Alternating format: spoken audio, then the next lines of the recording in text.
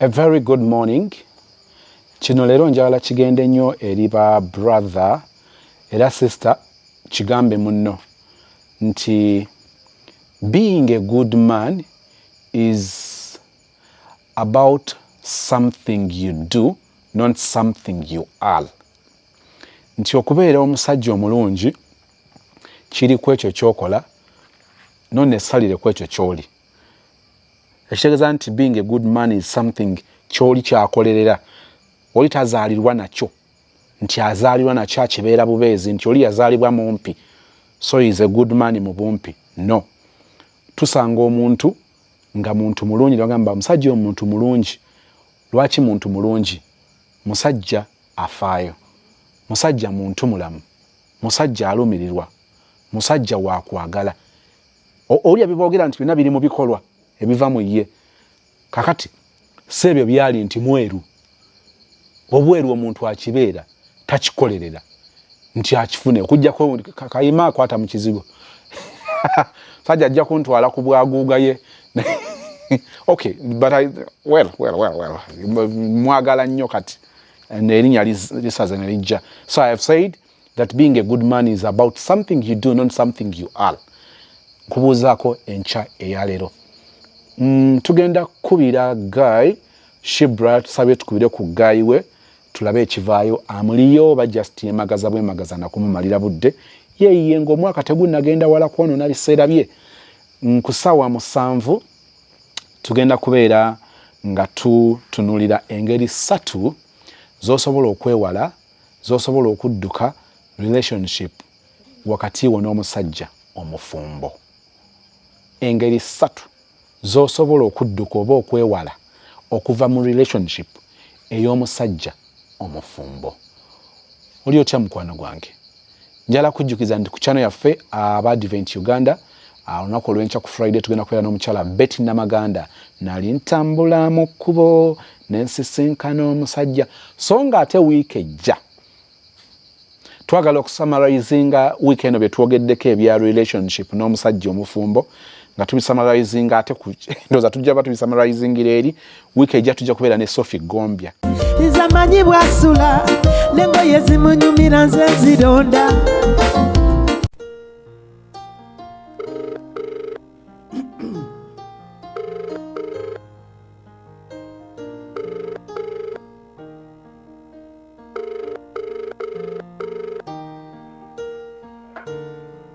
Hello. Wanji? Bwana Musa. Wanji? Jebale sebo. Kale sebo nawe jebale ko sebo. Kale sebo. Ani ono? Bamuyita Moses. Nga kukozede bulungi. Anti Musa ngambye? Nti no Moses tomumanyi? Naye bamutumye butumi gy'oli. Aha. Olinawo kaddakika awo dakiika nga 2. Neyanziza. Osobola okwogera nga tebakutaataganyiza kubanga njagala obeere kkiriya. Okay, nina message wano Bebe nonekera yoni kuba nalosose byogenze asimane sigala wamakaba mubimazo ndesonchaye walayide nokomane pasi olinzirira olibo wenze tize nakikola tya oneseno goryeyo omukwano gwenzize nsangirira kundibazo yawo ati ngumyako bami wachiri devi subiza kontikabani ontuline kadani onafuye omutima simanyi nawe nakola emerewe njikosa. message erikkiriya Erikiriya. ng'okkakkanye nyaawo kiki omukwano bwe gutyo bwe gukukkakkanya? Wanji? Nti omukwano bwe gutyo bwe gukukkakkanya olina engeri gy'okkakkanyeemu. Kakati tewali gwe gutakkakkanya. Eriyo abaaguva bulaadi. Kakati nze ndi just messenger. Olowooza ani senda? Senda? Era teko kubanga ndowoozaako nnyo. Aha, kati yogo twebuuza. Ayinza kuba ani oyo? Wange? Ayinza kuba ani oyo? Zongo kimbuliza ku masagano. Kina kujja kawungezi. Ate akawungezi oba okooye. Sorry? Ani? Girlfriend wo tabeera na linnya Musa naawe beeramu. Bakkiriya. Wange? Nti bakkiriya. Girlfriend wo taba na linnya. Yali yemanyi. Kablaza. Wange? Abantu abagamba gyali era yeemanyi. Wange? Nti abantu abagamba nti gyali era yeemanyi. Asobola okuba nga ayogera ku bantu 10 naye ng'abayisa omuntu omu. Mbuulirako erinnya lye kale ery'eddiini. Limu. Sabira. Ani? Sabira. Ali ludda wa? Nabyo nkubuliyeko erinnya limu. Kale taliwa. Kiki otegeeza? Tali Kampala? Tali Uganda. Singa nkubuuza negamba njagala ondescribingire bw'ayambadde mu kifaananyi ky'alina ku profile ye ya WhatsApp. Bisuso bungi. Of course bw'oba okkiriya kyaliwo oba omumanyi naawe. Bigala musiraamu. So ayambadde ekisiraamu. Oli kkiriya tolina covid wa love blood. Owaye? Obadde ogudde mu mbiize. Agamanyi baggayi tubaagala naye nga beemamaaza. Njagala musangweko ayogere erinnya ly'omukazi omulala ntegeera akanfaamu. Takkiriza naye nga Gwenjagala naye yagaana okukikkiriza.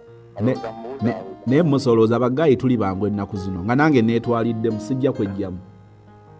Wali abatali bangu naye nga n'abangu gyekuli. Saba okindeseemu buladi okibuuseemu gwe oli message eri omukyalo ono eri message ki? Message eri omulungi wono message ki? Omulungi omugambe nti mwagala nnyo nga wanjagala. Mwagala nnyo nga bweweeyagala. Kale buladi neyanza akatayimu. Kale.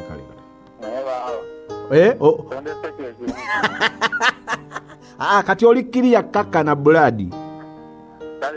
Kale.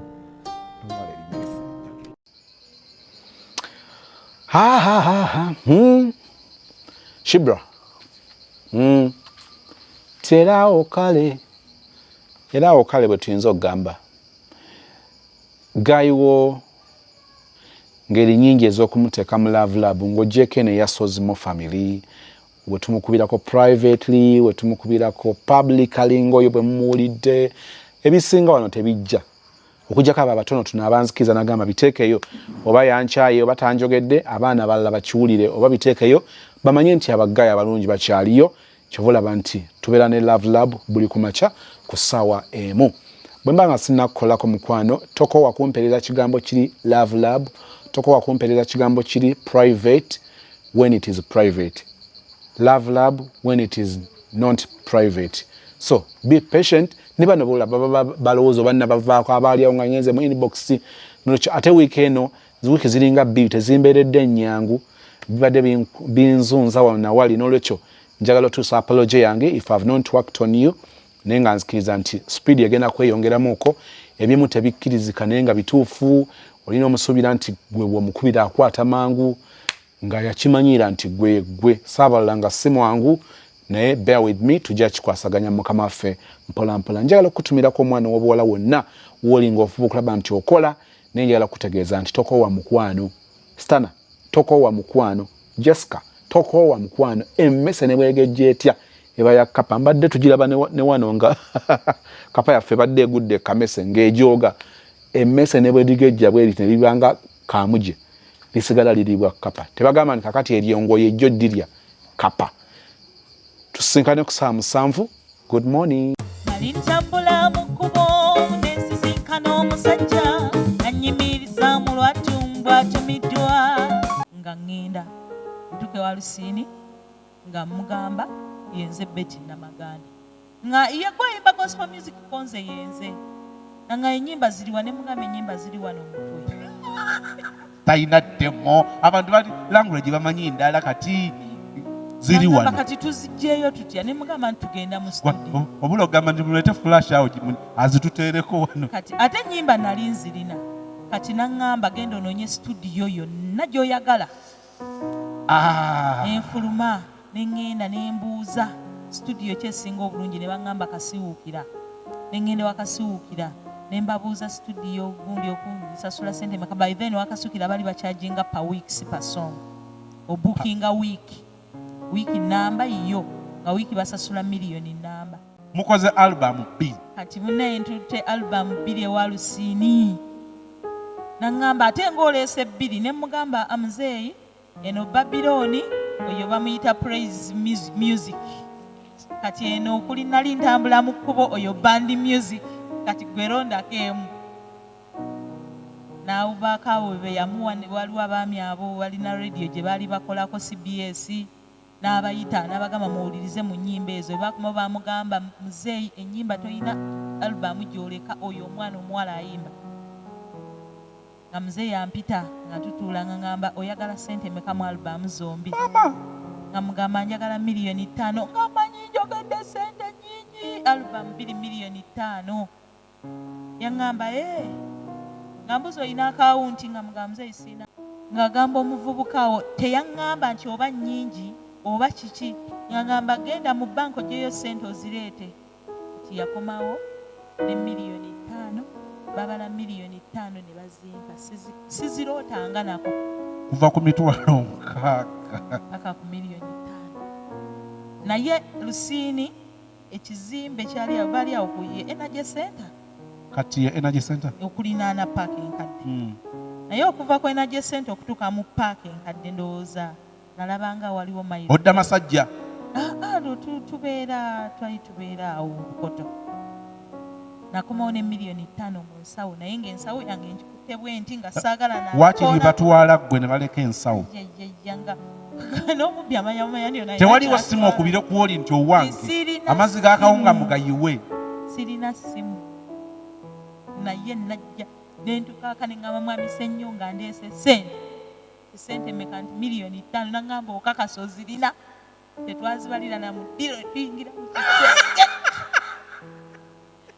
miliyoni 5 nziteeka ku buliri netuzibala nga zezo ziweera naye kwolwo tetwebaka temusobola kwebaka omugenyi yali mu nnyumba omwo ne muzijjayo omulala aziteeke ewalala nemuzijjayo nemuziteeke ewalala ng'omwiri gugamba kyofunira wamu nsimbu mu Uganda yaffe ow'amazima talyamu munebale virandi balina ddiiru zaabwe konse nkitekedde nsisirire virandi ekibuga Babyloni kigudde mu kifulume ekibuga ekirimu obujeemu kigudde mu kifulume ekibuga kirimu okufa ekyo abantu bawana ebyo byemwekola obiranga Yesu jjajja engeri eyo gye mweyisa mwekomyawo Yesu bwangu mweyagala mwekka temwagala abo abasumbuwa buli Friday ku Abadvent Official UG